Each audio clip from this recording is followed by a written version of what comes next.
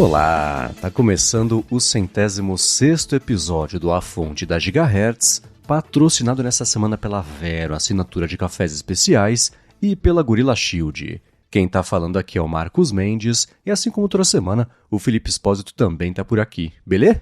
Tudo certo, Marcos? E aí, como é que tá? Tudo bom. Cara, sabe que a gente no ADT tem a brincadeira da maldição da quinta-feira, né? Que a gente grava na quarta-feira à noite, quinta-feira, mais vezes do que não, acontece alguma coisa que ou invalida, ou complementa, ou muda o que a gente conversou, né?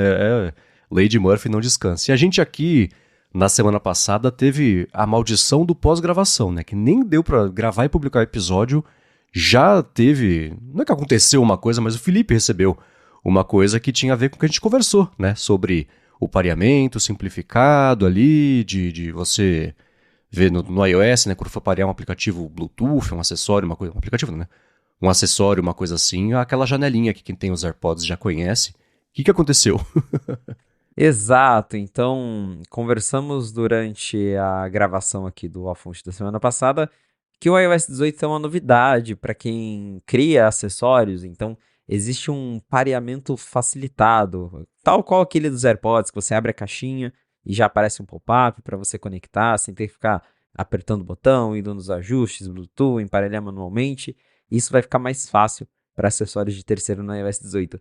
E logo depois da gravação eu recebi um gimbal novo da Insta360.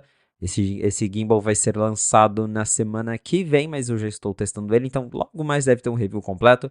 Mas o que eu posso dizer é que esse gimbal é um doce, se não o primeiro acessório que já vai vir com suporte a essa tecnologia. Então, para a galera que, quando lançar o iOS 18 para o público, esse gimbal novo da Insta360 já tem esse pareamento rápido. Aparece o pop-up lá para você só tocar em conectar. Aí não precisa ficar dando permissão de Bluetooth, permissão de nada, ele já cuida de tudo. Um toquezinho já está emparelhado. E também esse gimbal, além de usar essa API de pareamento rápido, ele também usa aquela API DockKit que foi introduzida com o iOS 17, que os desenvolvedores, né, os criadores de acessórios, conseguem usar na inteligência artificial para rastrear movimentos com a câmera. Então, no próprio aplicativo de câmera do iPhone mesmo, ele consegue seguir uma pessoa, por exemplo. Tem uma pessoa no frame, o gimbal vai seguindo o movimento dessa pessoa Ah, que automaticamente legal. ali com base na detecção de rostos, de objetos. Então, isso funciona diretamente no aplicativo da câmera. É um gimbal bem bacana. Semana que vem eu posso contar mais detalhes, mas aconteceu isso, da gente ter falado sobre a questão do pareamento facilitado, e aí logo depois eu consegui testar isso na prática. E funciona bem. Boa. Tô curioso pra saber quando você puder falar mais sobre acessório. É sempre bacana descobrir essas coisinhas novas, né? Saber como é que funciona, etc. E sobre isso, a gente comentou na semana passada sobre a minha dúvida do porquê que a Apple tinha falado que era mais seguro fazer desse jeito novo, etc. Tinha a ver com segurança. E o Rambo complementou, ele falou o seguinte, o que acontece é que agora, quando você ia parear qualquer acessório Bluetooth, você dava acesso a todo o Bluetooth do aparelho, né, para usar no aplicativo. Agora, com esse pareamento novo, que é esse Accessory Setup Kit, o que acontece é que o aplicativo ganha acesso só ao acessório específico ali de Bluetooth, então é uma coisa mais limitada mesmo.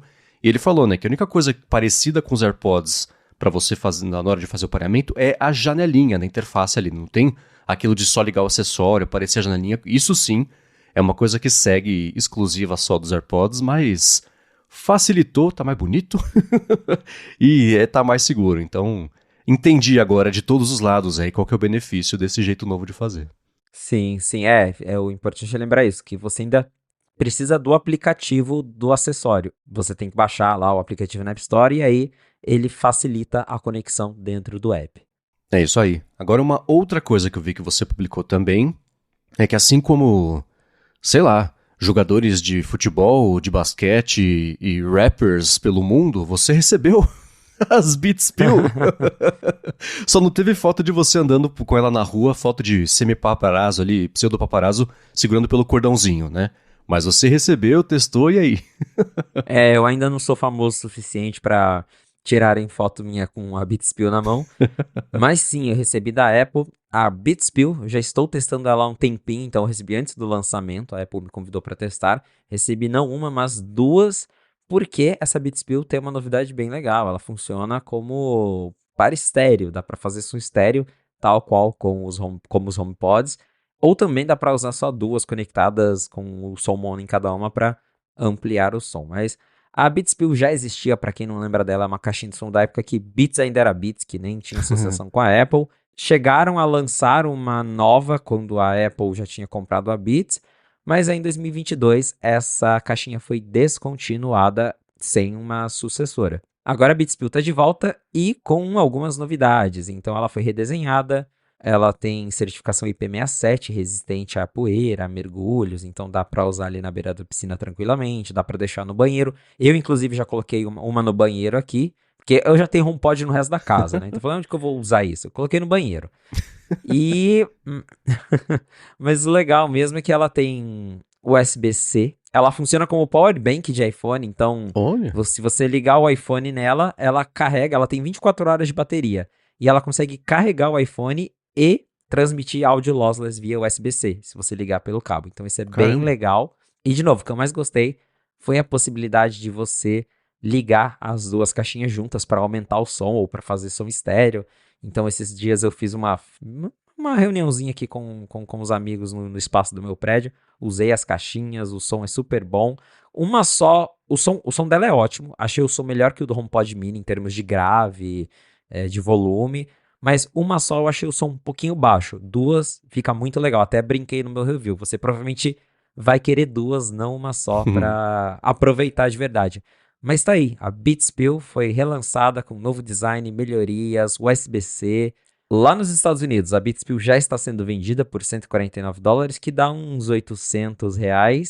E por aqui, ela vai chegar em breve, a Apple ainda não disse quando, só diz em breve, por R$ 1.300. Até que eu achei o preço ok, considerando o dólar e a cotação Apple, né? Geralmente as coisas chegam custando o dobro, então 1.300 é menos que o dobro, olha só. Mas tá aí, para quem procura uma caixinha de som portátil, com bateria, que tem uma qualidade bacana, novamente, achei o som melhor que o do HomePod Mini, porque a Beats Pill, ela é compacta, mas ela é grandinha, então ela tem um tweeter e um woofer, né? Então dá aquele bom, gostoso, aquele grave na hora de ouvir as músicas, enquanto o HomePod Mini é literalmente um pedacinho de alto-falante ali que fica ligado na tomada, então para quem tá procurando esse equilíbrio entre portabilidade e um som de qualidade, a Beats Pill é muito legal. Os contras é que ela não suporta áudio espacial com Dolby Atmos para quem se importa. Eu não ligo muito para isso numa caixinha de som portátil. Então, assim, para mim, acho que é o produto mais legal que a Beats lançou nos últimos tempos. Boa. Acho que essa parte do estéreo, etc., mais parrudão, seria se você fosse usar como saída da TV, usar duas ali. Que eu tenho na sala de casa, por exemplo, dois HomePods mini, que não é aquela maravilha, mas pelo menos já é melhor do que a caixa de som que vem embutida na TV, que joga pra trás o som e que fica bem flat, né? Então já seria alguma coisa, mas tá aí. O problema de entrevistar repórter, de conversar com repórter, é que você respondeu tudo que eu já ia comentar. Eu ia perguntar sobre comparação com o HomePod Mini, ia perguntar sobre o desempenho, etc. Então, vai passar por cima disso. Vamos torcer pra ser lançado aqui no Brasil em breve, pra, enfim, né? Quem tiver aí com 1.300 ou 2.600 queimando no bolso, já vai poder comprar. Exatamente. Mas meu veredito é que é um acessório bem legal. Novamente, se está procurando aí uma caixinha de som bacana, acho que vale dar uma cogitada na Beats Pill. E eu deixei um review completo lá no iHelpR para quem quiser ler mais sobre ela. Boa, vai ter link na descrição. Agora vamos começar com os follow-ups aqui. E a gente tem um follow bem old, porque a gente, sei lá, faz mais de um ano, eu acho, talvez dois, meio no começo assim da fonte, tinha aparecido, não lembro se foi você que descobriu, mas pintou uma história de como é que chamava o dispositivo, que não tinha nome ainda, era o Era o Compute Compute Module, Module, né? isso. Referências a Compute Module 13.1, 13.3, ninguém sabia o que era isso, a gente especulou se tinha a ver, a gente falou no ADT talvez também, se era um dispositivo novo, se tinha a ver com o Mac Pro. Agora, finalmente, 1 ou 2 anos depois, sei lá, temos a resposta. Felipe, o que é o Compute Module e o que muita gente talvez esteja se perguntando é, quando que eu compro? Tem isso?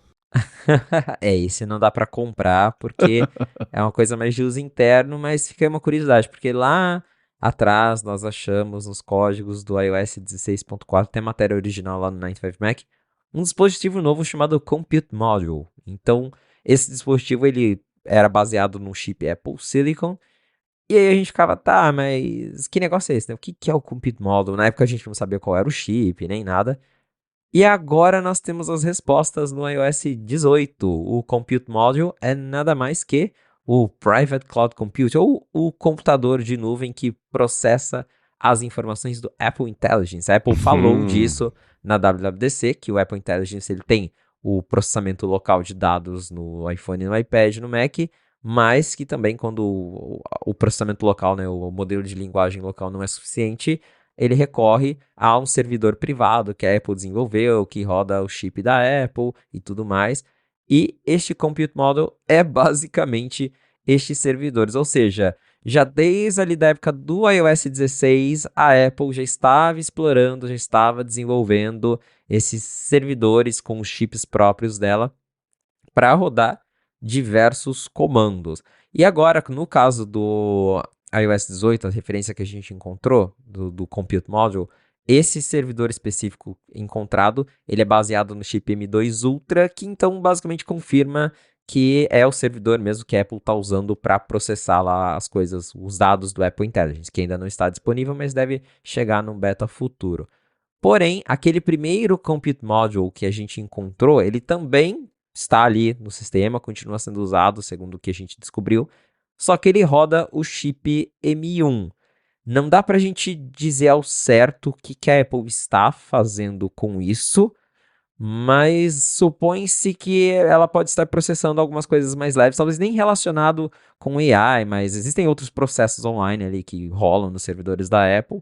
Então ela está usando basicamente aquele Compute Module que ela fez lá atrás para alguns pedidos mais basiquinhos e o Compute Module com M2 Ultra para processar os dados do Apple Intelligence. Mas tá aí, é legal esse tipo de coisa porque realmente a gente vê que ela já está fazendo isso há mais tempo do que talvez a gente acreditava, porque as notícias de AI começaram a bombar aí da última WWDC para cá, e agora a gente vê que desde o iOS 16 já rolava ali um trabalho por baixo dos panos para montar uma estrutura para lançar o que ela anunciou aí no mês passado.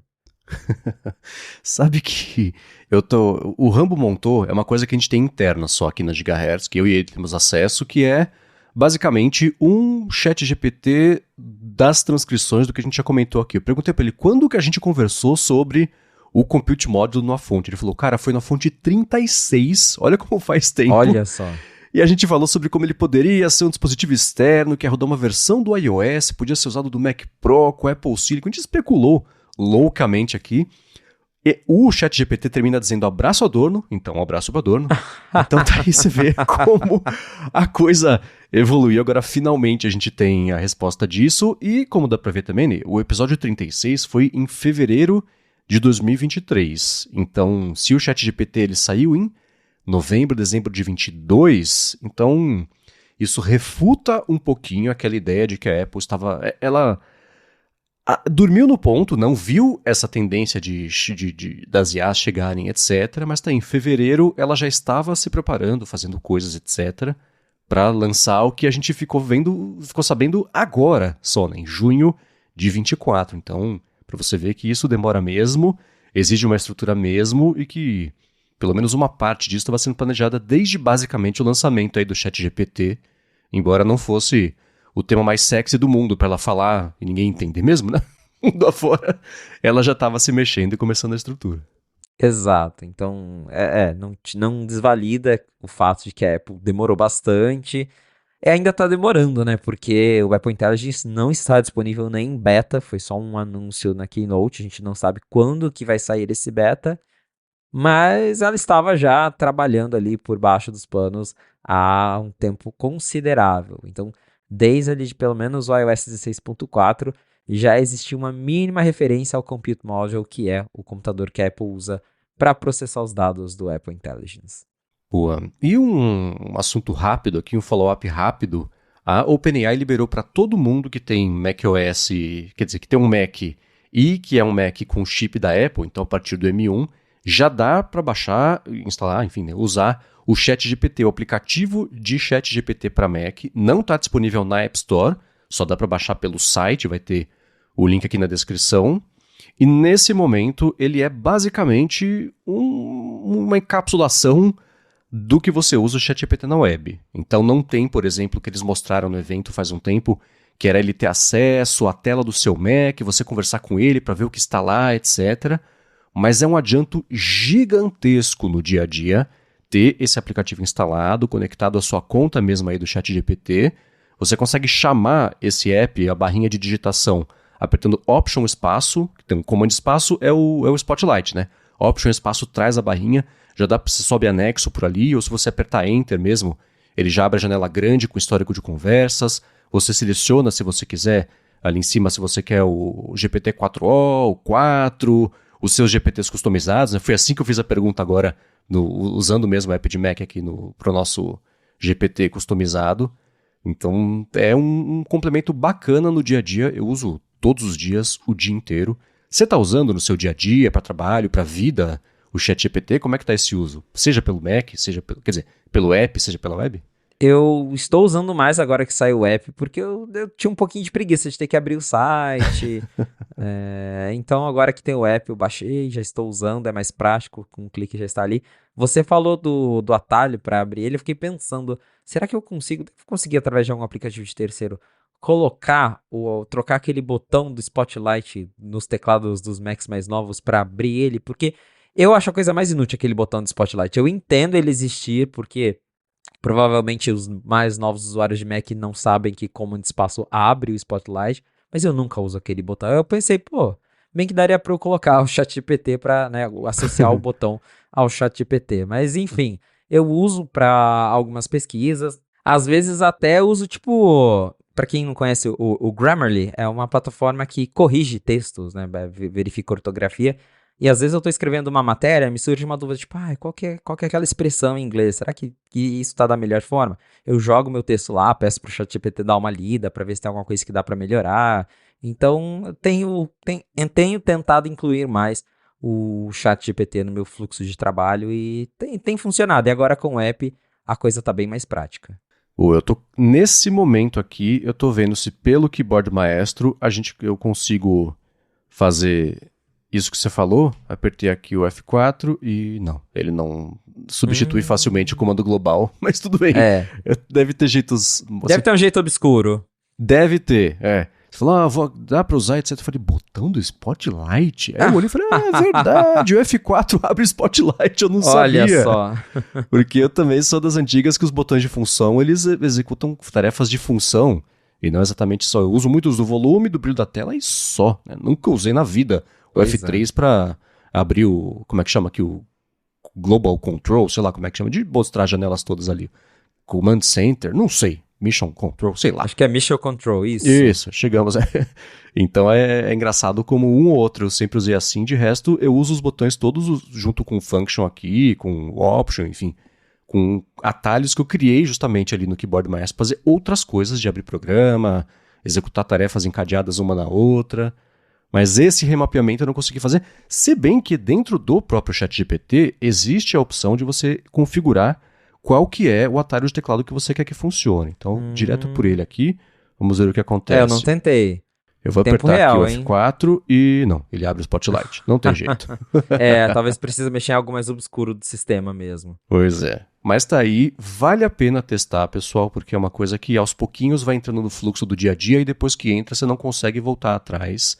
É muito útil, uma mão na roda mesmo. Claro que cada um tem um uso diferente, tem gente que ainda não tem uso para IA em geral, né? Mas essas coisinhas, aos pouquinhos, conforme a gente vai usando, a gente vai vendo qual que é a possibilidade que abre e vale a pena dar uma olhadinha. Agora, uma outra coisa que pintou de follow-up foi uma imagem, começou a época de vazamento de fotos não, né? De renders 3D de dispositivos, a gente falou sobre um deles aqui, eu quero falar mais sobre isso porque pintou o primeiro render, mas antes eu vou tirar um minuto do episódio para agradecer a Vero, assinatura de cafés especiais, que além de estar correndo pelas minhas veias neste segundo, está patrocinando mais esse episódio e segue oferecendo uma série de presentes ou descontos se você entrar em Vero, com 2 Os, mas tem link na descrição, vero.café/afonte e assinar o plano ou anual ou mensal para receber uma vez por mês na porta da sua casa um café gostoso de um produtor pequeno. Eles procuram por pequenos produtores aí por todo o Brasil de cafés especiais e mandam também com uma surpresinha ali, uma coisa gostosa. Nesse último mês foi uma paçoca e já mandaram um mini pão de queijo, tem uns bastõezinhos de provolone, já mandaram goiabada. Enfim, sempre vem uma coisa gostosa. Vem também um encarte para você saber quem que é o produtor, a região, a altitude, pontuação, entender melhor o café, né? As notas do que você procura ali, se ele é um pouco mais puxado para o chocolate, um pouco mais puxado para, sei lá, fruta silvestre, tem isso, né? Cada grão tem a sua particularidade. E quando você assina, você pode configurar se você quer receber em grãos, que é como eu recebo para moer na hora, e você pode querer uma torra mais clara, uma torra mais escura. Você pode receber ele já moído, o café em pó, ou você pode receber direto nas cápsulas para usar na sua maquininha de expresso. E uma coisa bem bacana é a seguinte, se você está lá em vero.café/afonte e assinar o plano anual, além dos 17% de desconto em relação ao plano mensal, que é uma coisa que eles dão para todo mundo, você recebe exclusivo, só porque você clicou no link ou acessou, você recebe uma prensa francesa, você recebe também 100 gramas de café de grão surpresa, você recebe um moedor manual, porque você pode moer seu café na hora, que é um jeito muito mais gostoso de fazer café, e você recebe também um guia de preparo para ir aprendendo os melhores jeitos de fazer as outras extrações, etc. Já se você quiser assinar plano mensal por meio desse link, você ganha R$ 20 de desconto no primeiro mês da sua assinatura. Faz mais de 3 anos que eu assino a Vero, é muito bom, eles torram o café e mandam no dia que eles torram.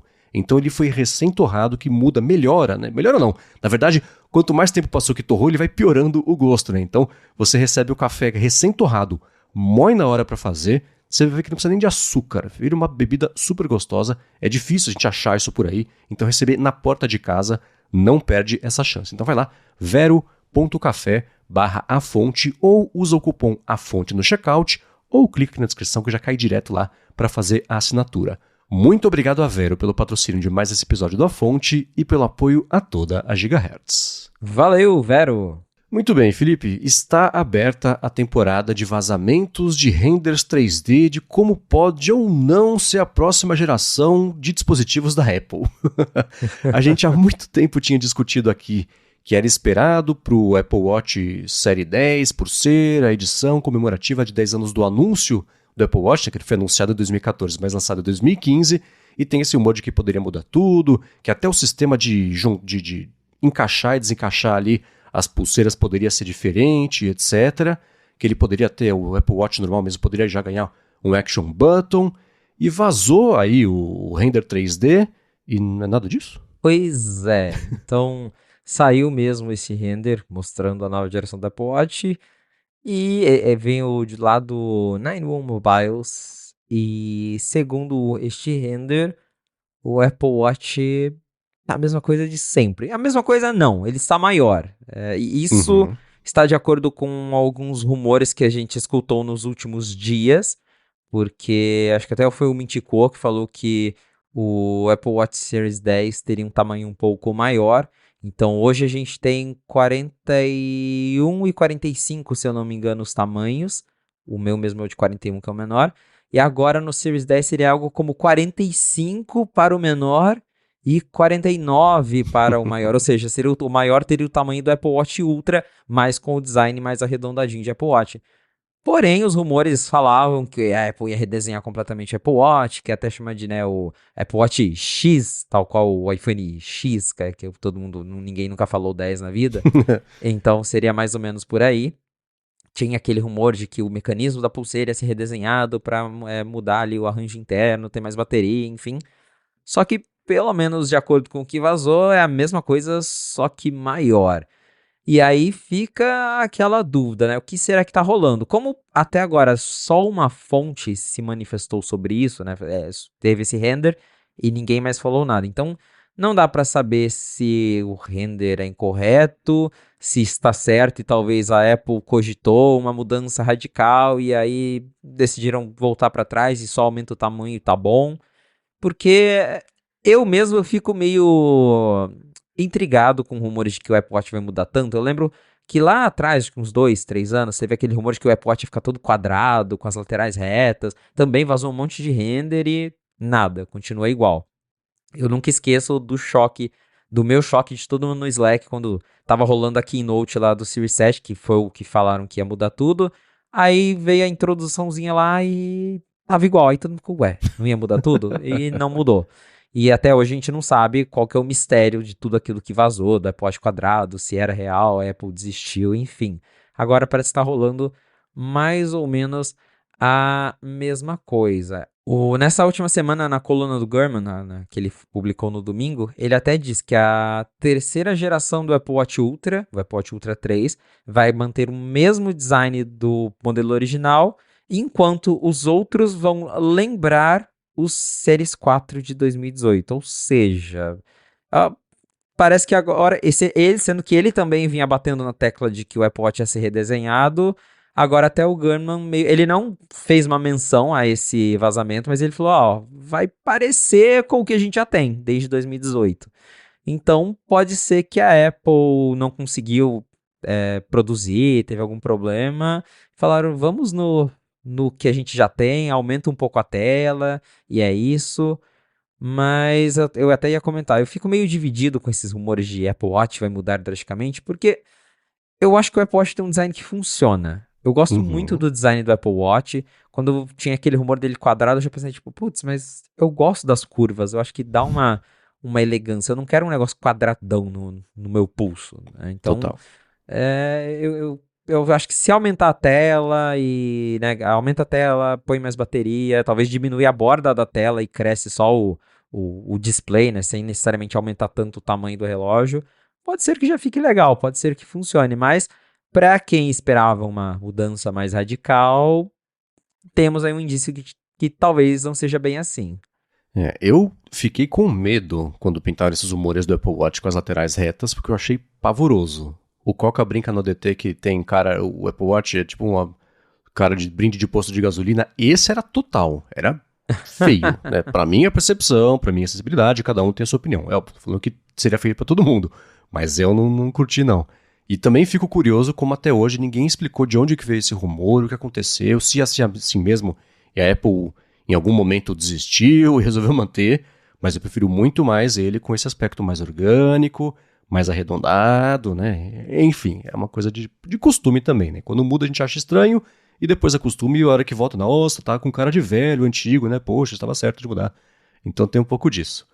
Mas uma parte que eu acho que eu lembro que falaram que ia ter mesmo action button para todo tipo de relógio, ou tô confundindo os rumores de action button ia chegar no iPhone como de fato chegou. Mas nesse render, pelo menos, não mostra um action button ali na lateral, que é o que tem ali no aquele botão laranja, né, que tem ali no Apple Watch Ultra. Pelo menos nesses renders 3D aqui mostra que não deve ter, e fico aliviado pelos outros, que primeiro faz diferença, como o encaixe da pulseira parece que ainda é a mesma coisa, o mesmo mecanismo, etc. Não vai ser começa do zero, compra as pulseiras de novo, porque a partir do novo Apple Watch vai ser incompatível, né? Exato. Até o site que vazou isso comenta que, pelas dimensões ali, o mecanismo parece ser exatamente o mesmo que a gente tem hoje, então as pulseiras seriam compatíveis.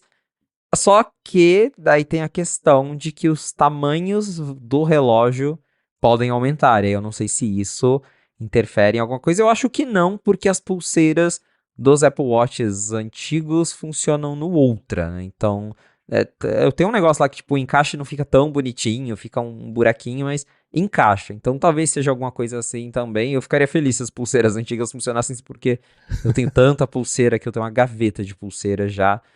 Mas, acho que não vai ser dessa vez que a gente vai ver um super redesign do Apple Watch. E como eu falei, talvez é algo que nem precisa. Talvez o design atual do Apple Watch funciona. Quem sabe deixar só ele ali, né? Como eu falei, reduzir as bordas da tela ainda mais, porque já são bem fininhas, mas diminuir ainda mais, crescer ainda mais a tela, já deixe o pessoal mais satisfeito. Então, vamos esperar por mais vazamentos.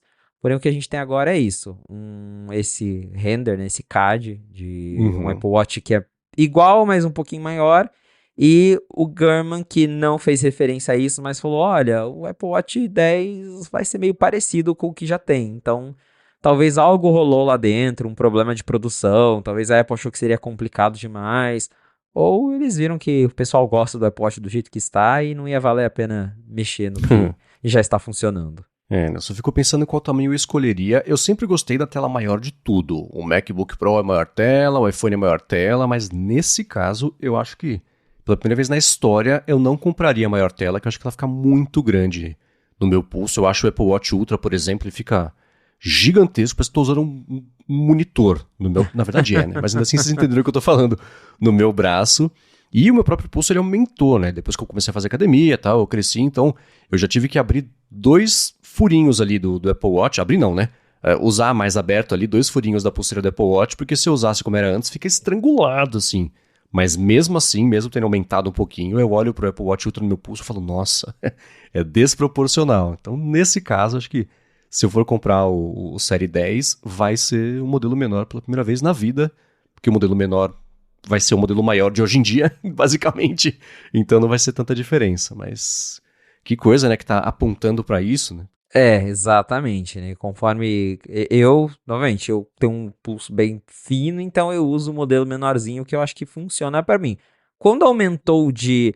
Porque se a gente voltar no passado do Apple Watch, os primeiros tamanhos eram 38 e 40 42, eu acho. 38 e 42, é. Aí depois, quando aumentou a primeira vez, o menor foi para 40, que já era mais perto do modelo maior antigo, e aí depois o maiorzão foi para 44. Agora daí já aumentou de novo. Então, quando rolou a primeira vez essa mudança, que eu tive um de 38 e depois eu fui pro de 40, agora estou em 41. Né, acho que se eu comparar o 38 com o 41, dá pra ver que mudou bastante, mas hoje o 41 não me incomoda. Então talvez, né, se eu for do 41 pro 45, vai me causar uma estranheza, mas eventualmente eu acabo aceitando. Pode Mas ser, né? 49 eu já, porque eu também já testei o Ultra e parece o relógio do Faustão no meu pulso, aí já não funciona. Né? 20% de uma vez só vai notar mesmo a diferença. Mas tá aí, vai ter link na descrição para quem quiser ver esses renders 3D. E seguindo aqui, mais um follow-up, esse episódio é quase de follow-ups, mas é bom que os assuntos vão girando, evoluindo, a gente vai comentando aqui. E a gente falou na semana passada da Apple ter decidido segurar o compartilhamento de tela entre dispositivos e também o espelhamento do iPhone no Mac. Lá na Europa, né, não apareceu no beta, ela falou, escuta, por conta das leis, das regras novas de anticompetitividade. O Apple Intelligence também, ela falou que não deve lançar por lá, mas eu acho que ela tá blefando. A gente falou sobre isso e especulou, será que era alguma coisa técnica, alguma coisa de segurança? E a gente deixou pro Rambo falar, né? O Rambo falou sobre isso até no último ADT, vai ter link na descrição. E junto dele, o Felipe Ribeiro mandou um feedback muito parecido com a impressão do Rambo. Ele falou o seguinte, provavelmente o que está acontecendo aqui é mais no sentido de serem recursos fechados, que só funcionam entre dispositivos da própria Apple e que poderiam cair ali no bolo de reclamações de gatekeeping da União Europeia.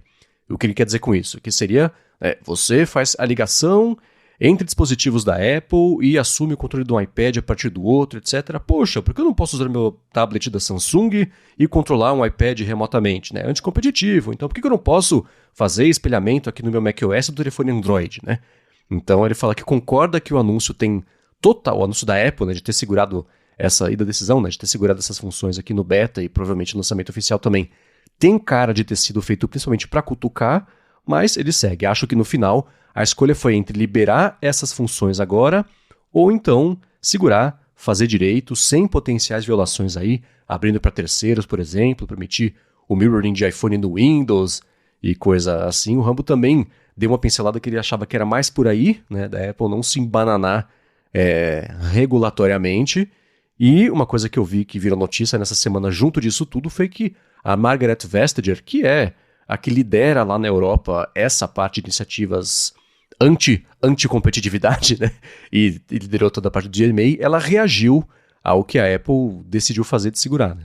Exatamente. Tem muitas questões, a gente explorou um pouco disso. Novamente, acho que rolou uma cutucada sim, porque, pelo menos quando se trata do Apple Intelligence, o negócio já nem ia ser lançado na Europa oficialmente, né? Para quem quisesse usar, ia lá nos ajustes, mudava o idioma, mas não ia ser lançado lá, não tinha para que ela falou, tipo, olha, o Apple Intelligence não vai funcionar na União Europeia, tá? Tipo, já não ia funcionar mesmo.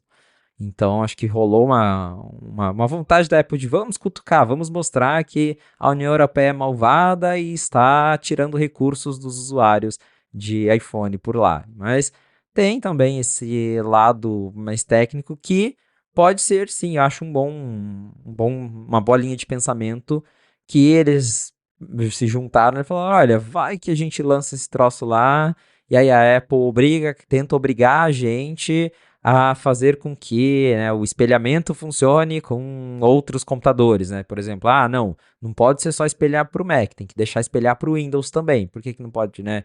Então, pode ser que rolou algo assim.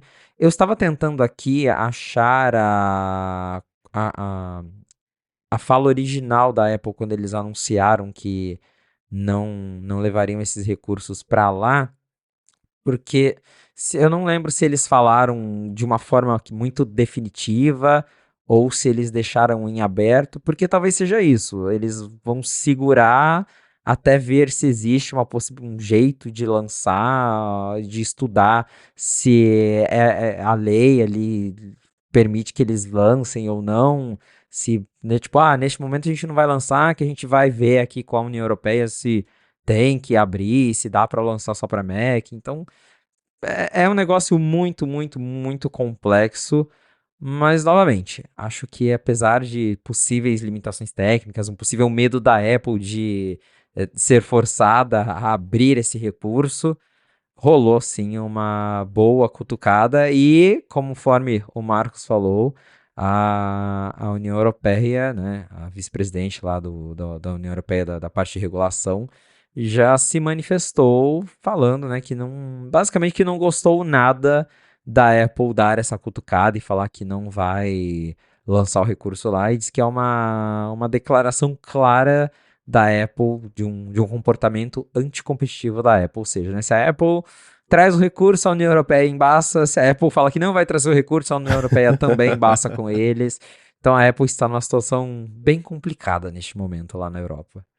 Quando ela falou, ela disse que, quando a Apple disse que ia adiar, ela falou, por conta de incertezas regulatórias que foram trazidas pelo Digital Markets Act, a gente não acha que vai conseguir lançar 3 das funções novas, que são o iPhone Mirroring, o compartilhamento Screen Sharing e o Apple Intelligence para usuários europeus neste ano.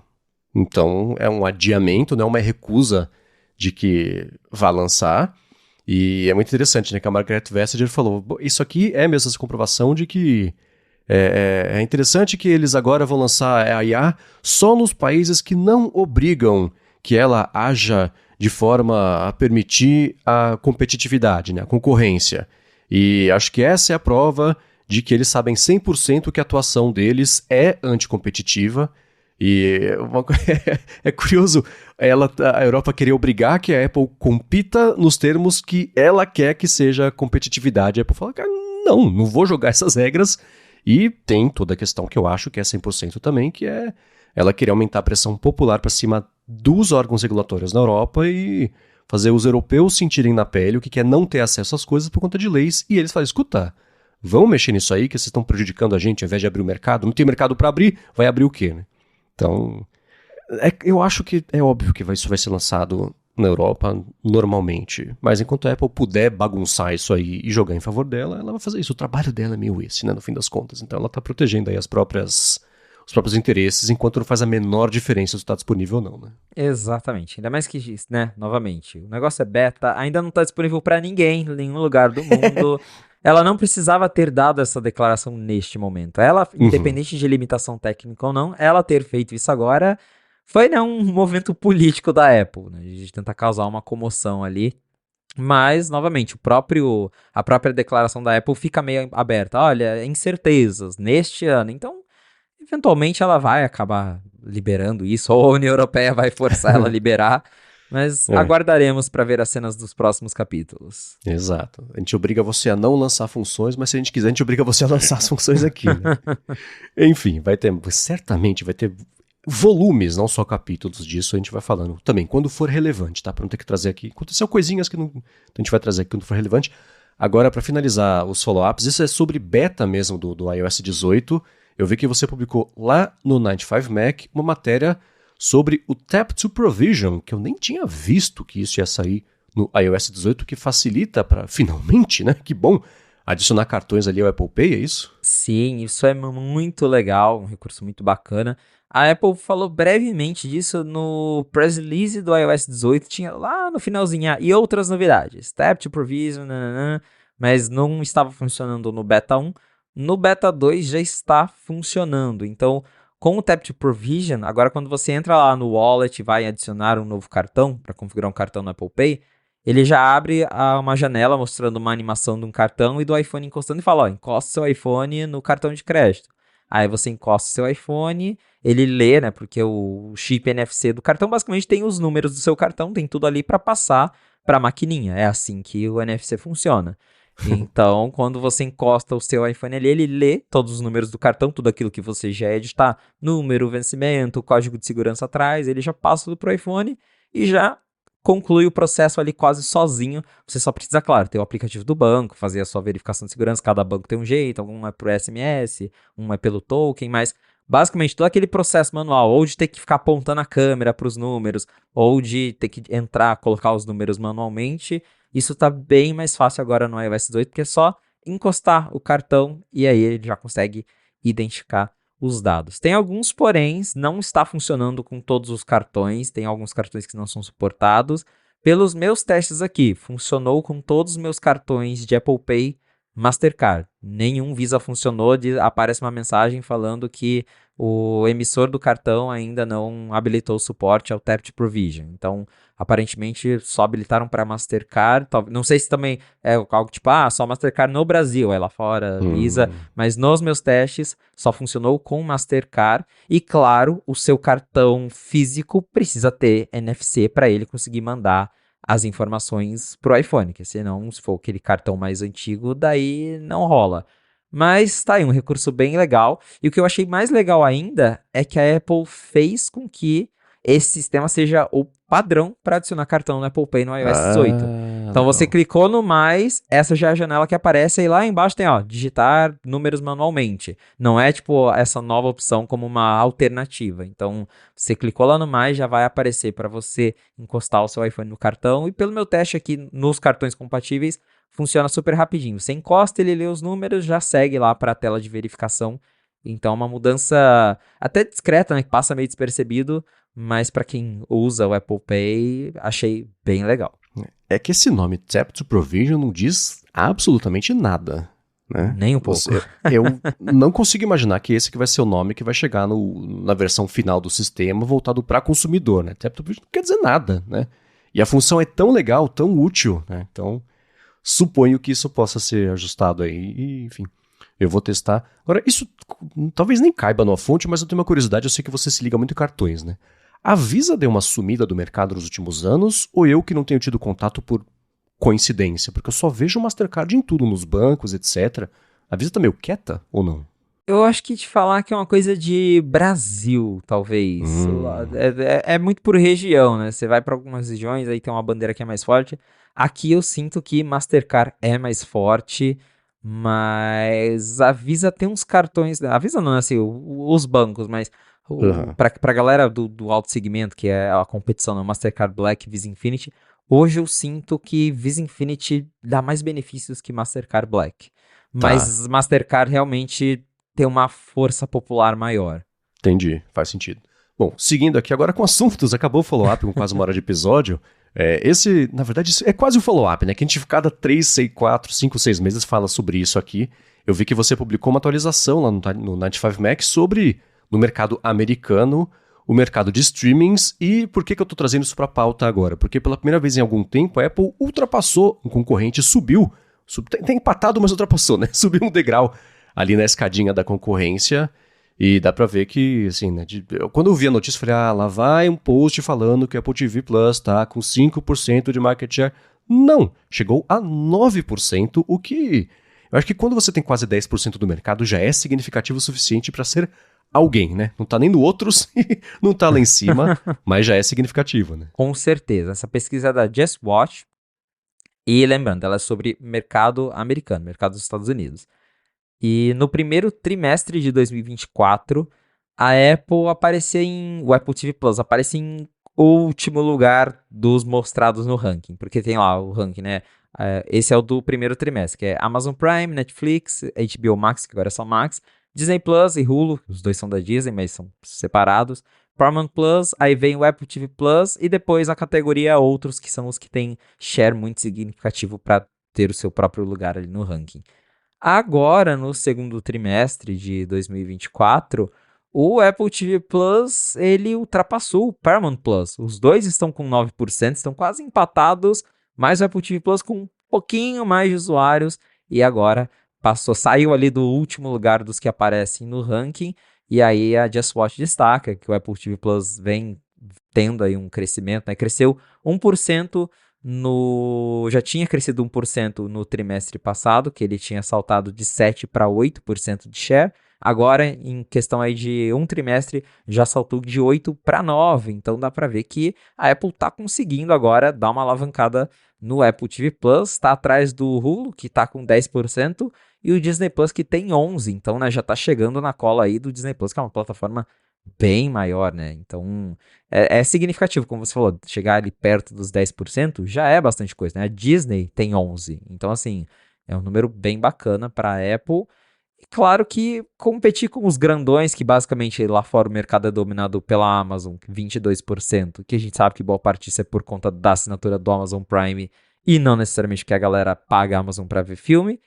E Netflix também com 22%, esses dois sempre empatam, às vezes é Netflix em primeiro, às vezes é Amazon, mas chegar ali vai ser difícil, mas a Apple conseguindo competir ali, né, com Paramount Plus e com Disney, já mostra que a plataforma está indo bem. Até na WWDC a Apple mostrou um teaser de coisas que vão vir, confirmou a temporada nova de Severance, mostrou algumas outras coisas que serão lançadas em 2024. Teve um estudo recentemente que a Apple até falou na WWDC que os conteúdos do Apple TV Plus são os com melhores avaliações, né? E teve lá aquela reportagem sobre os conteúdos do TV Plus serem os melhores avaliados no IMDb, então tem tudo isso. A Apple TV Plus, né, não tem o maior catálogo de todos, pelo contrário, acho que é um dos menores catálogos se comparado a todas as plataformas de streaming, porque é uma plataforma só de conteúdo original, mas já tá chegando na cola aí de gente bem grande, bem mais consolidada no mercado. Ela, na verdade, não só a Apple TV Plus, mas todo mundo teve um hiato grande de grandes lançamentos por conta da greve que rolou nos Estados Unidos, né? Isso se estendeu por um tempo. E agora a conta chegou, né? Que falta coisa para todo mundo, tá faltando estreias. Então a gente viu a Apple dando um pouco prestando contas. Ó, gente, calma, segura, vai chegar um monte de coisa. Eu tô empolgado para ver o filme Wolves, que é com o George Clooney e também o Brad Pitt, né? Que vai estrear acho que em setembro, tá? Um pouco mais pra frente. Curiosíssimo para saber quando que vai ter a data de estreia da temporada nova de Severance. Agora é engraçado porque fazia tempo que eu não assistia nada do Apple TV Plus. Acho que desde o fim de For All Mankind eu tentei lá aquela outra série do espaço e não rolou. E eu tentei nesses últimos dias ver o Presumed Innocent, que tá todo mundo falando, né? Tá alto lá no ranking, etc. Não foi pra mim. Mas eu tinha esquecido como era irritante ver coisa no Apple TV Plus. Que você dá o play, aí vem um trailer de outra coisa, aí vem o recapitulando. Eu falo, cara, só me deixa assistir, eu tô pagando, cara, por favor, né? Então tem esse atrito que eu esqueci que existia no Apple TV Plus, mas o fato é que eles estão mesmo com uma oferta de coisas futuras que deve ter um impacto bacana aí nesse ranking. Ela pode ultrapassar o Hulu em breve. E esse ranking é muito louco, né? Porque eu já falei, sempre falo, vale a pena falar. É Amazon Prime Video. Esse número é inflado, porque são assinantes do Amazon Prime, não é pessoas que usam só o Amazon Prime Video, né? Netflix, beleza, tá em cima porque a Netflix é a Netflix. Aí você tem a Disney e Hulu, que vai tudo pro mesmo bolso, mas ainda assim são streamings diferentes. E tanto no caso da Amazon, que tá lá no topo por conta disso, e a Apple, que tá lá pra baixo, o mercado de streaming não é existencial, né? Pra nenhuma dessas empresas. A Netflix, HBO, Disney, Paramount, o negócio dessas empresas é fazer TV, é fazer cinema. O da Apple é vender iPhone e o da Amazon é vender papel higiênico, né? E o streaming complementa isso. Então é interessante você ter esse sanduíche das big techs e no meio ali, basicamente, você ter as empresas que de fato vivem de fazer entretenimento, né? Exatamente, é uma mistura, né? Esse da Amazon principalmente, ela está ali por outros motivos que a gente sabe bem, enquanto a Apple, dessas que aparecem aqui, né, de Prime, Netflix, né, tirando a Amazon A Apple também é a única que sobrevive mesmo por outras coisas e que o streaming é um complemento ali à receita da empresa. Tipo, se o Apple TV Plus não der certo, paciência, né? Tentamos. Agora as outras precisam se esforçar um pouquinho mais. Porém, novamente, bem legal ver que o TV Plus está crescendo. Como você falou, tem muitos conteúdos bacanas vindo aí que devem chamar mais atenção. Talvez no próximo trimestre. Pode ser que o Apple TV Plus chegue ali nos 10%, juntinho com o Hulu. Então, para a Apple, com certeza, uma boa notícia, né? Para um streaming que nasceu no finalzinho de 2019, que tinha, sei lá, 10, 12 títulos disponíveis, é um bom crescimento. Agora, uma coisa que você falou bem verdade, é muito chato assistir coisa no Apple TV Plus, porque é igual a Amazon. O Amazon também, você tenta assistir, quando eu lembro que eu tenho a assinatura da Amazon, que eu posso assistir, eu falo, vou assistir um negócio na Amazon. Cara, é trailer, passa um monte de coisa antes. O Apple TV tá a mesma coisa. Você abre, aí tem um trailer, aí às vezes você pula o trailer, aparece o segundo trailer. É um negócio muito chato. É muito chato. Eu poderia ter uma opção pra tirar, né, essas intros, mas é claro que não tem. Eu pagaria uns bons R$ 5 a mais por mês pra não ter que assistir trailer. Já sei que existe, calma. Né? Enfim, vamos seguir aqui com os assuntos. Tem bastante coisa ainda pra gente comentar. E uma que eu vi que você postou lá no Night5 Mac é sobre um relatório que disse que jogos AAA, que são os jogos de títulos grandes, né, os jogos que saem lá e chamam atenção no PlayStation, no Xbox, etc., e eles não chamam tanta atenção do pessoal que usa iPhone, o pessoal que usa iPad, acaba sendo um investimentão e lança e faz uma fumacinha e meio que passa. É por aí? Então, enquanto o Apple TV Plus está crescendo e está trazendo bons números para a Apple, parece que pelo menos os jogos AAA, né, que é como chamam os jogos a níveis de console, que a Apple está se esforçando para convencer os desenvolvedores a trazerem para a App Store, não estão dando tanto resultado assim. Essa informação vem do App Figures, né, uma empresa que faz ali análise de dados de downloads de aplicativos. E, segundo eles, a demanda por esses jogos AAA, né, jogos de console em dispositivos móveis, no caso, o estudo é sobre a App Store, é uma demanda bem abaixo do esperado. Eles até, nas palavras deles, chamam esses aplicativos, esses jogos de falhas, né, de fracassos comerciais.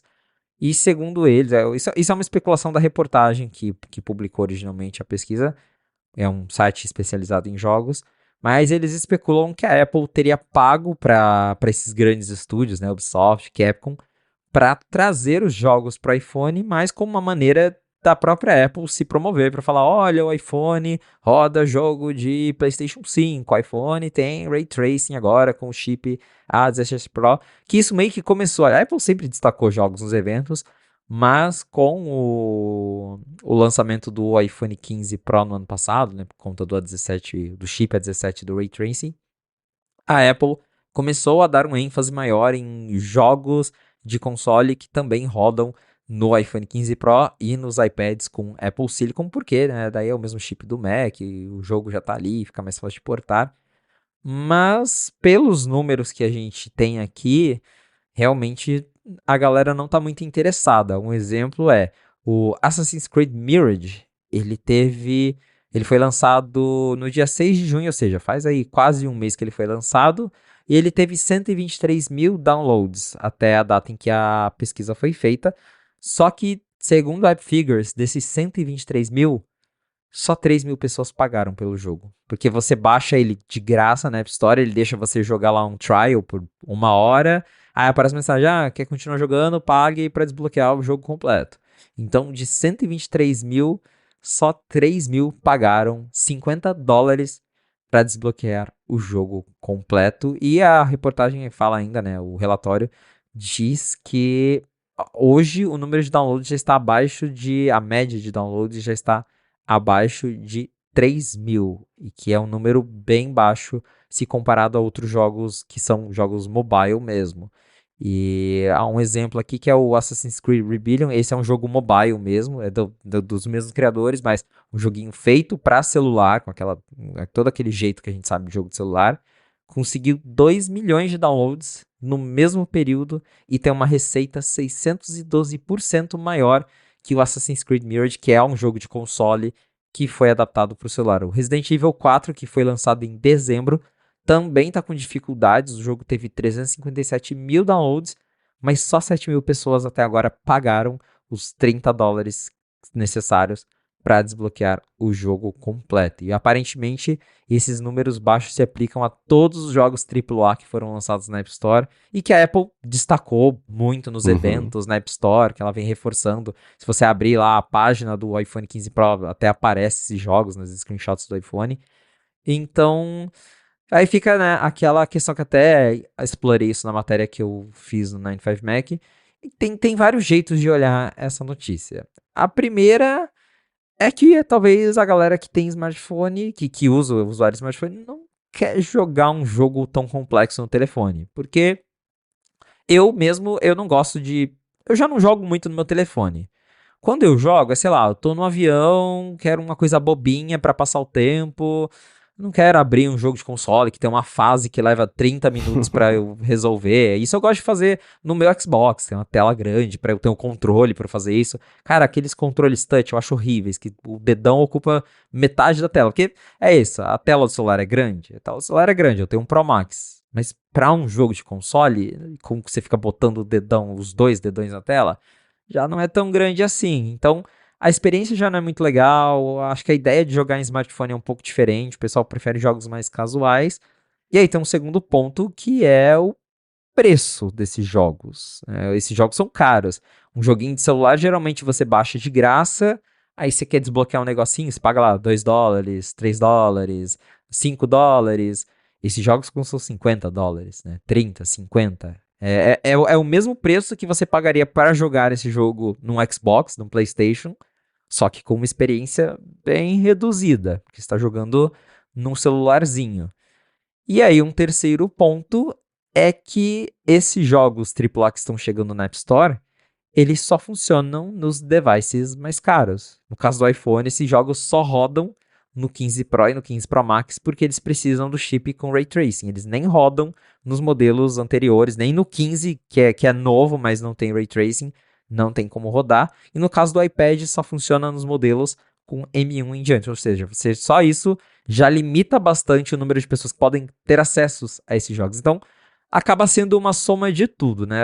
A disponibilidade dos jogos é limitada, aí os jogos são caros e a experiência não é muito legal. E o resultado é esse. Parece que, por mais que a Apple esteja, de certa forma, né, talvez até fazendo um lobbying com os desenvolvedores para convencer eles a trazer esses jogos, que para ela, né, fazer a propaganda de que o iPhone roda o mesmo jogo que o PlayStation 5 é ótimo. Mas na prática, parece que o pessoal que tem iPhone não se importa tanto assim com ter esses tipos de jogos. Eu fico lembrando de quando saiu a App Store, que a Apple anunciou, acho que foi a SEGA, subiu no palco lá em 2008. Vai ter o Super Monkey Ball, que na época era um jogo grande, etc. E vai custar $10. Cara, o mercado entrou em desespero, porque ele ia custar $10 e não o preço de um cartucho na época, de um jogo, de um CD, sei lá, que era os seus, bom, 20, 30, 40, $50 o preço de um jogo, né? E aí lança a App Store, o mercado inteiro migra para custar $1. Isso corroeu completamente esse pedaço de ser sustentável, né? E tem uma outra questão, que até uma pessoa comentou lá no 95Mac, que foi o seguinte: cara, esse jogo aqui que vocês estão falando, ele já tinha saído para as outras plataformas. Quem queria jogar, já jogou. Vai comprar de novo para jogar no iPhone, que é uma experiência pior? Não, né? Então, ou lança ao mesmo tempo, ou você compra e tem direito a jogar em outras plataformas. Tem outros jeitos aí de talvez aumentar um pouquinho o interesse pelo jogo, né? E são o quê? 15, 20 anos quase de a gente sabendo que não ia chegar aos jogos grandões, o mercado se adaptou para ter jogos mais casuais mesmo, a expectativa é ter um jogo casual, né? Até porque o gameplay sem controle é horrível, como você comentou na tela, então isso tudo contribui para esse problema mesmo. E fico pensando na galera que sempre quis e fala, que bom, vai começar a sair jogos AAA, vou finalmente poder jogar aqui no iPhone. Aí só essa pessoa quer, ninguém quer, os desenvolvedores vão parar de lançar. É uma pena, né? Mas acho que é mesmo... Não é o veículo certo pro formato certo para jogar esses jogos. Ou simplifica os jogos AAA para rodar em celular, o que terrível, ou não lança, né? Ou se você lançar, que seja compatível, a pessoa que provavelmente tem já um controle Bluetooth, etc., ela consegue jogar ali usando o telefone como se estivesse jogando um jogo de nuvem, né? Ele é só o dispositivo é só o veículo para ter a experiência inteira. Mas aí não faz sentido eu comprar no Xbox e comprar de novo no iPhone, 2 vezes para jogar a mesma coisa. Né? Exato. Uma coisa que talvez solucionaria parte deste problema é justamente se a Apple permitisse lojas de terceiro, porque daí, sei lá, é muito comum o pessoal comprar um jogo na Steam, na loja da Epic Games, que é né, banidíssima do universo Apple. Porque daí você compra nessas lojas, aí geralmente você pode instalar em todas as plataformas em que a loja está disponível. Se o jogo tem para Mac e Windows, você baixa lá na Steam e aí você tem a versão para os dois sistemas. Aí no caso, se tivesse uma loja da Steam para iOS, você baixaria também no iPhone, mas você pagou já $50 para jogar no Xbox, aí você não vai pagar mais 50 para ter o mesmo jogo no celular. Uma coisa que aí a gente volta numa especulação que já fizemos várias vezes. Se tivesse a tal Apple TV com M1, M2, M3, sei lá, quem sabe esses jogos fariam um pouquinho mais sentido, né? Porque daí a tela grande, o negócio seria praticamente um console mesmo. Acho que tá aí uma oportunidade que a Apple... Eu adoraria ver a Apple explorando. Uma Apple TV com M3, com Ray Tracing, rodando um jogo que roda no Xbox. Aí eu acho que o negócio seria bem legal. Talvez até convenceria mais pessoas a comprarem uma Apple TV, porque daí faz sentido. O negócio tá na tela grande, na sala, compete com um videogame. Talvez a Apple consiga até vender mais barato do que cobra-se por um videogame hoje em dia. Que hoje uma Apple TV custa seus $120 lá fora, que é uns R$1.000. Um videogame é o dobro disso. Então, isso seria bem interessante de ver, mas no smartphone, eu acho que realmente não é o tipo de jogo. Pode ser que a Apple vai continuar tentando convencer a galera a trazer esses jogos, justamente porque para ela, como marketing, é ótimo. Mas eu cheguei a testar um desses jogos, acho que foi o primeiro Resident Evil que foi portado pro A17 Pro, que eles anunciaram lá no evento do iPhone ainda. Eles me chamaram para testar.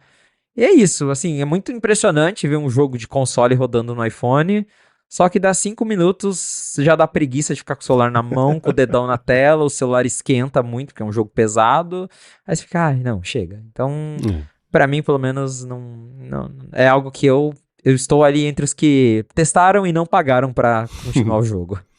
Esse ponto da Apple TV é muito bom, porque existe um desafio agora que é o que você lança numa Apple TV nova que já não tenha nas atuais no mercado, que já vê na atual e fala assim, pra que eu vou trocar? A minha já tem 4K, já tem suporte assim, Dolby Atmos, essas coisas assim.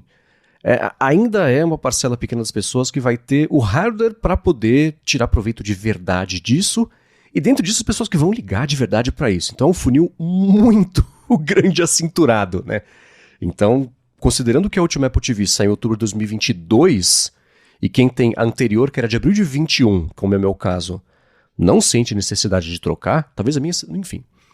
É um desafio, né? Então você apelar para o público de jogos, que é o mercado mais rentável do mundo, é o nicho mais rentável do mundo, né? Que gera mais dinheiro, normalmente jogos, do que cinema e música juntos, pode ser um caminho. Mas a partir do momento que você lança um negócio que é um hardware de jogos, ele vira só um hardware de jogos.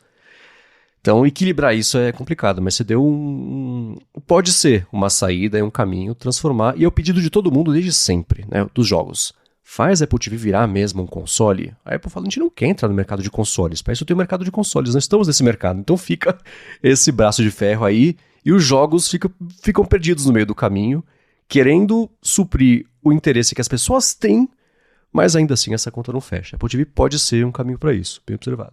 Muito bem, eu vou falar sobre uma outra coisa de jogos. Você até deu uma pincelada sobre isso, que é Epic Games. Esse vai ser um assunto que vai passar rápido aqui, mas eu queria registrar. Mas antes, eu vou tirar um minuto do episódio para agradecer a Gorilla Shield, que segue patrocinando a fonte, oferecendo 5% de desconto se você entrar em gorillashield.com.br e usar o cupom GHZ no checkout, ou se você clicar no link na descrição, você cai direto já com o cupom aplicado no link para você poder facilitar, agilizar a sua compra de capas, de películas, de fone de ouvido, tem carregadores, tem cabos, eles têm uma coisa que eu adoro, com carregador wireless para carregar o telefone, carregar o Apple Watch, carregar também os AirPods, E ele é dobrável, são seçõezinhas de 3, assim, você dobra, vira uma carteirinha bonitinha assim, é super portátil, a Larissa pegou em tempo recorde pra ela, fica na cabeceira, tem uma luzinha, tem um LEDzinho também que você liga, funciona como luz de cabeceira. Eles têm uma linha de cabos enorme, que são com cabos mais revestidos, tem cabos de todos os tamanhos, tem de 2 metros, de 1,5 m, 1,2 m, tem de 1 metro. Eles têm também uma carteira que eles chamam de Ultra Safe, que é o porta-cartão ali,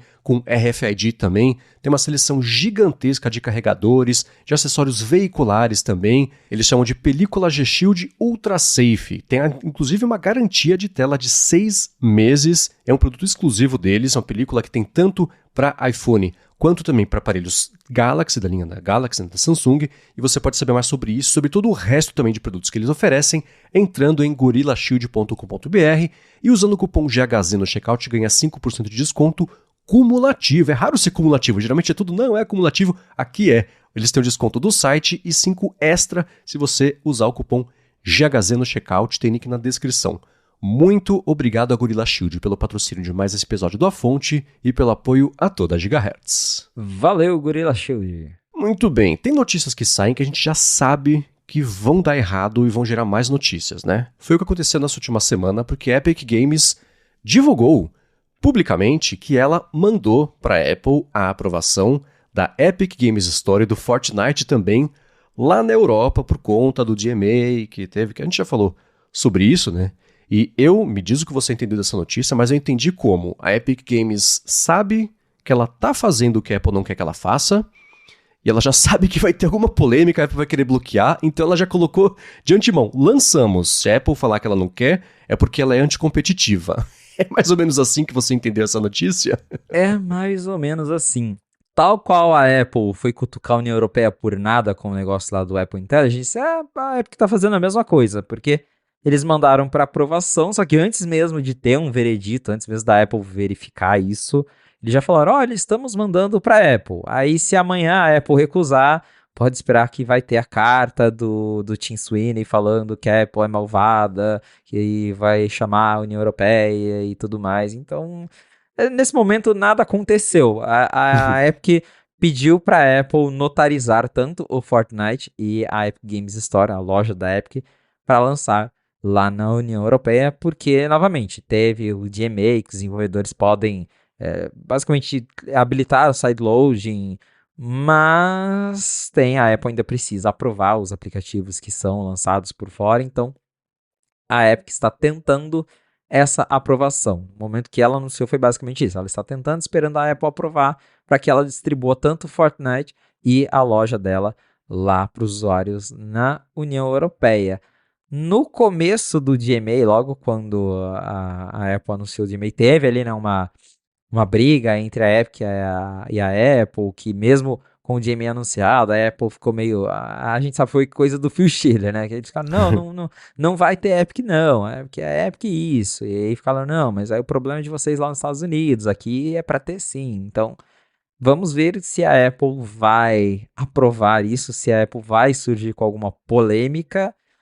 Mas, assim, olhando os termos, era para ser aprovado, né? Era para o negócio funcionar, mas a Apple já tem essa rixa com a Epic, essas leis, essas guidelines da Apple, elas são bem obscuras no sentido ali de como a Apple determina o que pode, o que não pode. Até o Riley Testad, que é o criador da AutoStore, ele criticou bastante a Apple no processo de notarizar. Ele comentou que levou meses para conseguir notarizar a AutoStore para lançar lá na União Europeia, que é a loja dele. E tem toda aquela questão ainda, que depois que você lança esses app marketplaces, ainda tem que pagar a taxa lá para a Apple, que até hoje está uma discussão sobre essa taxa. Então, muita coisa pode acontecer, mas até agora a notícia é realmente essa. A Epic está esperando a aprovação da Apple. Como se pro Riley Testad, né, que é um desenvolvedor pequeno, a Apple já enrolou meses, ela vai ficar, sei lá, um ano verificando ali a situação da Epic Games. Então, alguma polêmica vai surgir. É isso que dá pra falar, né? Alguma polêmica vai sair disso. Então, eu só quis trazer isso porque a gente sabe que vai chegar, nem que seja a Epic falar assim, a gente mandou faz 6 meses, saiu notícia, a gente falou que tinha saído, não tem nada, então a Apple não está deixando porque falou que não está de acordo, mas estamos de acordo. Margarete, olha aqui. Então, Margarete, a gente sabe o que vai acontecer. Mas muito bem, agora uma outra coisa que virou notícia essa semana que eu achei interessante, ainda assim, mesmo sendo distante do Brasil, essa parte de auto-reparo, etc., é que a Apple pode estar fazendo um jeito novo um tipo novo de cola para as baterias do iPhone para facilitar a substituição. É uma cola elétrica, eletrostática, sei lá, como é que funciona isso? Parece que a Apple está desenvolvendo um novo jeito. E agora sim, vendo todas essas informações, os rumores eles vão se encaixando. Porque lá atrás a gente até repercutiu que vazou uma possível bateria de iPhone 16 e ela era encapsulada em uma caixinha de metal. A bateria hoje ela tem uma cobertura ali que é bem que um papel, basicamente. Eu não sei se é um papel, mas parece um papel, um negócio preto. E essa que vazou para o iPhone 16, ela ficava dentro de uma caixinha de metal. E agora o The Information falou que é assim, né? Então, segundo eles, o que vazou era real mesmo. A bateria vai ficar dentro de uma caixinha de metal. Porque a Apple está mudando a forma de colar a bateria no device. Então, ao invés de usar uma cola, porque hoje você tem ali um adesivo por baixo da bateria, e aí você tem quem já viu aqueles vídeos da iFixit sabe que você vai puxando ali as abinhas, o adesivo, até tirar todo para a bateria soltar. Só que daí, nesse processo, se o adesivo rompe antes dele se soltar por completo, você tem que esquentar o iPhone, né? Usar ali um aquecedor para esquentar o adesivo para tirar a cola, e nesse processo pode ser perigoso, você está esquentando a bateria, então acaba se tornando algo mais perigoso. E a Apple estaria desenvolvendo esse novo jeito aí meio eletrostático, que você quase que daria uma descarga ali em cima desse encapsulamento de metal e a bateria se soltaria da placa do iPhone, então seria mais fácil e mais seguro para trocar a bateria do iPhone. Então a Apple estaria fazendo isso porque lá na União Europeia também já estão rolando ali, né, um movimento para forçar as fabricantes a facilitarem a troca de baterias.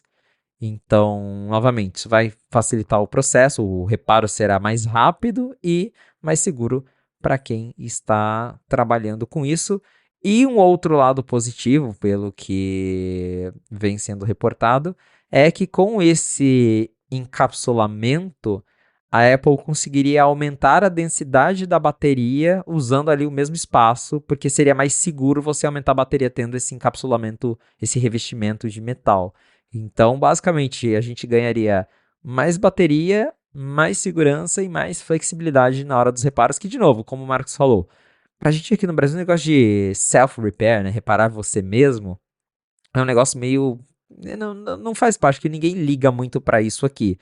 Mas pode diminuir o tempo para você levar numa assistência, ao invés de levar 3 dias para trocar, leva um dia só, consegue trocar no mesmo dia, porque ficou mais fácil de fazer esse tipo de reparo. Então, neste caso, parece que todo mundo sai ganhando, e isso deve vir já nos iPhones 16, que provavelmente serão lançados aí em setembro. Esse é um assunto que eu acho interessante, porque no ano passado, acho que foi ano passado, saiu a legislação de que talvez as baterias de dispositivos móveis teriam que ser muito mais facilmente trocável, etc. E eu fui uma das pessoas que criticou bastante isso, porque quando a legislação começa a dizer como é que o aparelho tem que ser por dentro, é que nem o lance do USB-C, que apesar de entender que é uma coisa positiva, eu acho que a legislação disso tem problemas. A gente já discutiu sobre isso, acho que isso seria uma pauta separada aqui, né? Mas vendo isso, eu falei, tá, pode ser uma solução que não vai influenciar tanto no resto ali do dispositivo, parte de grossura, parte de montagem dele, bacana. Aí é o contraponto, né? Tá vendo só como uma pressão legislativa faz o negócio evoluir pra frente do jeito positivo? Ok, vamos ver na prática, ainda assim é só um vazamento, uma informação, né, que veio todo information, mas ainda assim interessante, gostei, achei positivo.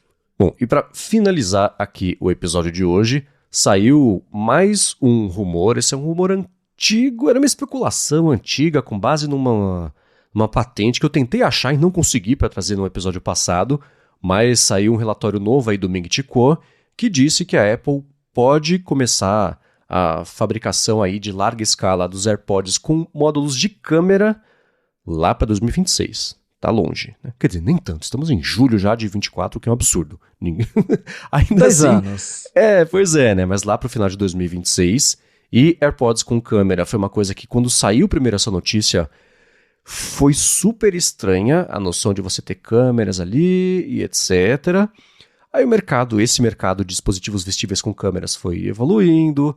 Você tem, eu digo você, o Felipe mesmo, tem, por exemplo, os Ray-Ban Stories Meta Glasses Goggles lá, que são interessantes. Juntando IA nisso, é uma coisa que eu falo já faz tempo, né? IA e óculos é o formato mais indicado para esse tipo de coisa. Você interagir com o mundo por meio de IA, fica essa interação aumentada, sem ser um headset capacete horroroso, bloqueando tudo e todos, mesmo com o da Apple tendo lá aquele visor para de fora. Vocês entenderam, né?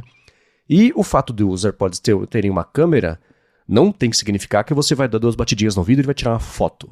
A câmera pode ser um sensor, um mapeador do mundo ao seu redor, para isso ser mastigado e você poder interagir, saber mais sobre isso, mas não necessariamente só tirando foto, né? Porque isso invade privacidade, etc. Ter módulo de câmera não quer dizer que vai ter uma câmera de 42 megapixels, mas sim esse sensor pode ser uma coisa tipo o Face ID, né? Ou um LiDAR que faz o mapeamento do ambiente, você tira informações a respeito disso.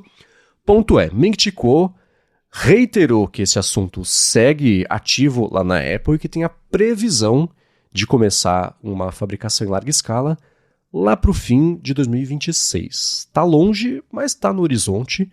E, eu não sei você, Felipe, mas eu acho mó legal. É bem interessante e vale reforçar isso que você disse, porque num primeiro momento quem lê AirPods com câmeras deve imaginar que a Apple vai colocar o sensor de 48 megapixels que filma 4K 60 no fone de ouvido. Não é bem assim. É igual, novamente, o sensor do Face ID, ele tem a câmera frontal que você usa para selfie, mas tem uma câmera de baixa resolução que é usada só para capturar o infravermelho ali no escuro, para te ver no escuro, basicamente. Então, a câmera desses AirPods pode ser um sensor de baixíssima resolução, só para ele enxergar mais ou menos o que tem em volta ao seu redor, para te dar algumas informações. Eu fico pensando num recurso de acessibilidade, por exemplo, que a pessoa tá com os AirPods, tem a câmera apontada para os dois lados, uma câmera com um campo de visão bem amplo, e ela consegue, sei lá, te avisar que tá vindo um carro lá longe, coisas assim. Acho que seria muito legal. Eu, como a gente comentou aqui já, eu tenho o Meta Ray-Ban, e usar ele com a IA da Meta é muito divertido. Porque você tá andando na rua e, sei lá, eu olho pra uma flor e eu falo, que flor é essa? E ele fala, essa flor aqui é tal. E eu não preciso tirar o celular do bolso, não precisei tirar uma foto para depois jogar no aplicativo, que seja, para pesquisar. É só falar, que flor é essa aqui? Que raça que é esse gato aqui? O que tá escrito? Tô viajando. O que tá escrito nessa placa? Ele já traduz, então é muito legal ter câmera embutida em coisas que vestíveis que já estão aqui na nossa cara, sem ser um capacete de $3.500 que tampa tudo, tem que ficar com uma bateria pendurada no bolso, né? Então, é bacana, acho que o caminho vai ser mais ou menos esse, de agora com o Apple Intelligence, então, é ter esse tipo de câmera para identificar o que está ao seu redor, para reconhecer o ambiente, te dar informações úteis quanto a isso. Não necessariamente que você vai sair filmando e tirando fotos em 4K com os seus AirPods. Acho que é mais para um sensor de baixa resolução que vai ser usado para capturar informações relevantes sobre o que está em volta de você, lugares. E aí, né, somando câmeras com IA, o resultado pode ser bem legal mesmo. Sim, e só um adendo aqui é o seguinte, né? Que flor é essa? Um total de talvez 3 ouvintes na história da fonte já usaram o telefone para fazer essa consulta específica. Mas agora cada um pense no tipo de consulta específica que você faz no dia a dia e que poderia ser uma etapa que você pula usando, por exemplo, os óculos para fazer. E eu gosto desse exemplo porque eu acho que ele junta várias coisas, né? Para quem usa, por exemplo, o MyFitnessPal para registrar as calorias consumidas no dia, e ele tem a função que você tira a foto do prato, ele já cadastra um estrogonofe, tem isso, tem aquilo, tá? Então, imagina, nesse caso, você usar os óculos. Você bate ali do lado, você tira a foto, ou usar os AirPods, né? Que ainda aponta para baixo o stemzinho ali, fica mais fácil ainda, né? Então, são essas coisinhas que você, 1, 2, 3 vezes por dia, você tira o telefone do bolso só para fazer isso, depois você guarda de novo, você fazer essa consulta tirando esse atrito, é positivo. Aí, um segundo passo é o quê? Você começa a fazer mais coisas assim, porque você sabe que o atrito é menor para você fazer essas coisas. Daqui a pouco, o seu jeito de lidar com navegação pela cidade, ou do dia a dia, ou facilita registros de coisas, tipo, os copos de água que eu tomei com o Waterminder. Essas coisas que são positivas e tem específicos, mas que são úteis, né? Você falou, tô viajando, não sei qual que é o idioma dessa placa. Isso, assim, com sorte, acontece com uma pessoa 4 vezes num ano. 10 vezes a cada 3 anos. Mas quando acontece é mó legal você poder usar tecnologia para isso, né? E conforme você for usando e for vendo que funciona, você vai se sentir confortável para fazer outras coisas, expandindo isso. Então, não é à toa que isso está sendo planejado lá para 2026. Não é uma coisa essencial, não é uma coisa ultra prioritária. Mas pensa até 2026 como é que vai estar a parte de IA generativa junto de visão computacional. E hoje já está incrível. Eu dei esse exemplo, vou dar de novo. Tassius Veloso, abraço para ele, postou uma foto, tô pousando aqui, ó que legal, uma foto da cidade, etc. Quem mora em São Paulo sabe que é uma foto, quando o avião vai pousar em Congonhas, passa por cima do Shopping Ibirapuera, tem Avenida Ibirapuera, etc. Eu falei, ChatGPT, onde é essa foto aqui? Considera a cidade, considera a altitude do avião, considera a direção para onde ele está indo. Ele acertou, falou, considerando isso tudo tal, parece ser a aproximação da pista de Congonhas, isso aqui é a Avenida Ibirapuera, que ela tem isso. Eu falei, ó que bacana, né? Agora você pensa em 2026 como é que vai estar isso. Pequeno o suficiente, talvez, para caber algum tipo de modelo num AirPod, que não é exatamente o maior dispositivo do mundo, né? Então isso envolve processador, isso envolve bateria, a própria câmera. Você pode colocar isso para ser processado no iPhone? Você pode. Mas já pensou que legal ser independente do iPhone? A situação atual é o quê? Só os iPhones Pro e Pro Max vão rodar localmente o modelo da Apple. 2026 pode estar um pouco menor, pode estar um pouco melhor, né? Então gostei muito dessa ideia. Acho que a visão computacional, essa é a casa certa para essas IAs generativas interativas. Não vai substituir o ChatGPT, mas tem coisas que o ChatGPT faz hoje em dia que um dispositivo desses faria muito melhor. E os óculos são uma outra manifestação disso, tão acertada quanto. Acho que os AirPods vão acabar concorrendo com os Meta Glasses, que eu acho uma situação super divertida.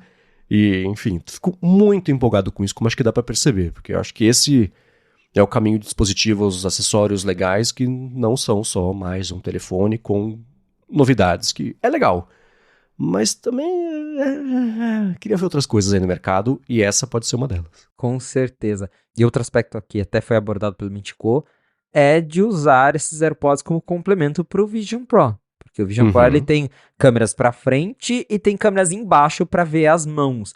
Agora você tem também, você liga os AirPods, você tem câmera para os lados para entender ainda mais do ambiente que você está. Isso pode trazer melhorias tanto ali para computação espacial, para melhor entender o ambiente, organizar as coisas, e até para talvez desbloquear novos gestos para controlar os AirPods mesmo. Sei lá, você usar o belisco, que agora tem beliscar no Apple Watch, beliscar no Apple Vision. Talvez, sei lá, você belisca ali com 2 toques na mão, assim, no ar, o fone vê a sua mão e troca de música e atende uma ligação. Agora tem... Com o iOS 2 você consegue balançar a cabeça, né, para sim, não, ele atende uma ligação. No futuro pode ser gesto, você faz um gesto assim perto do fone, não precisa nem encostar no fone e ele já reproduz certas ações. Então tem muita coisa que pode ser feita com essas câmeras e eu fico curioso mesmo para ver o que vem por aí, que tá longe, mas, né, 2026 não é tão longe assim. Acho que logo mais deve pintar outros rumores, outros vazamentos, as coisas vão ficando mais claras, mas já temos tanto a Bloomberg e o Mintico falando que a Apple está explorando essa ideia, então parece algo que eles têm bastante interesse em fazer com que se torne realidade. Tomara, mal vejo a hora de ver isso no mercado, que já faz tempo que eu quero, agora que talvez vire verdade eu quero mais ainda.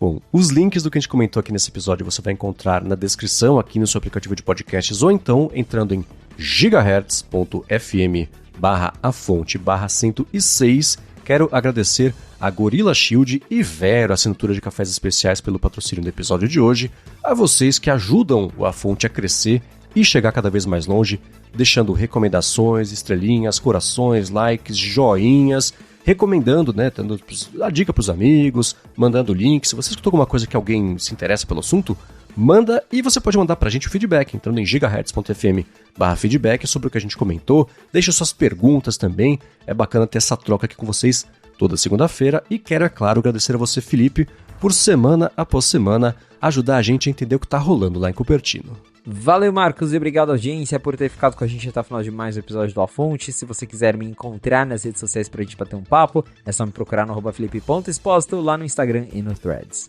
Boa, para falar comigo, MVC Mendes lá no Instagram e no Threads. Apresento por aqui com a Bia Kunze, garota sem filtro da quarta-feira, o Área de Trabalho, que eu apresento junto com o Rambo e o Coca, Gustavo Faria, o Área de Transferência toda sexta-feira. Apresento para a Lura toda sexta-feira o Hipsters Fora de Controle e escrevo todo sábado pro Mac Magazine.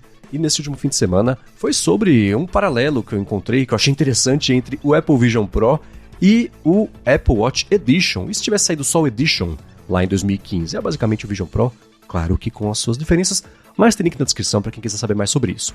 Muito obrigado mais uma vez pela audiência de vocês e a gente volta na segunda que vem. Um abraço e até a próxima!